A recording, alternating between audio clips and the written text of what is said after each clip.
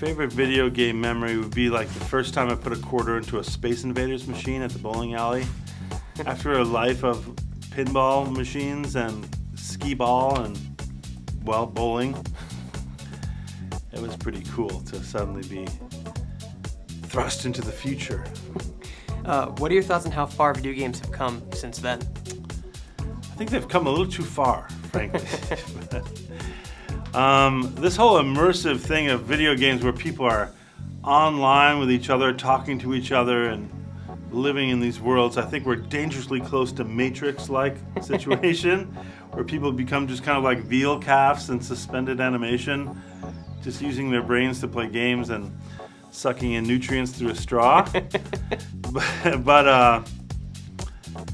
But that said, a lot of great artists, some of the best artists working in the world today are working in the world of video games, and the palette that is given to them, pretty impressive. I mean, I've seen some stills from some of the newer video games that are as impressive as some of the classic animation cells.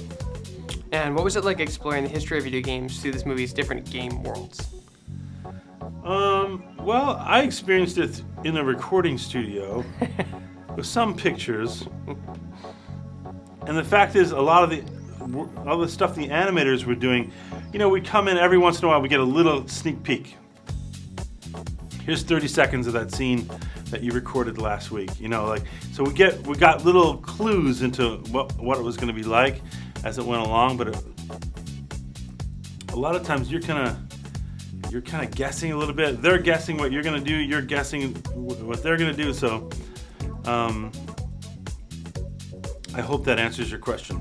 That's fine.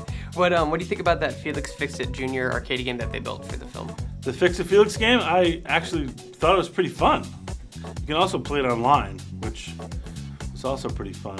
It's pretty simple, but I like simple games. I'm a big checkers fan for that reason.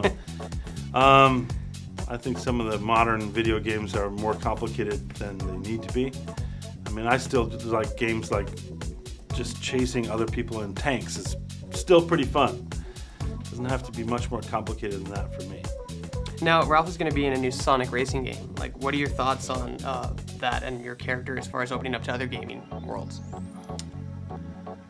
I would say best of luck to him on that. I was not consulted or involved in that part of Ralph's life, but who knows? Maybe I will be. Never say never.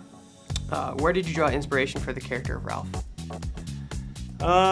Well, from myself, from the script, and I would say through some of the large, kind-hearted men I've known in my life, like my uncles that used to play football and stuff like that.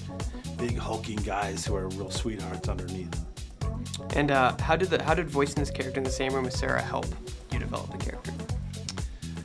She is very funny, and she's very quick on her feet, so she makes you funny and quick on your feet when you're with her, or else you just feel really embarrassed and lame. So yeah, it was, not only Sarah, but Jack McBrayer and Jane Lynch and, all the other actors that came in to play parts in the film. It was really great to have them there. It's a different thing. Like for instance, if you went out of the door right now and I had to continue this answer without you there, how much would you be able to tell the difference? Yes. Probably, right? Mm-hmm. Certain little things about the way I'm communicating now that you're here would be different. So, that's one of the reasons I was a strong advocate for having people in the room, because there's just all kinds of weird little human things that happen between people that are hard to predict or hard to reproduce.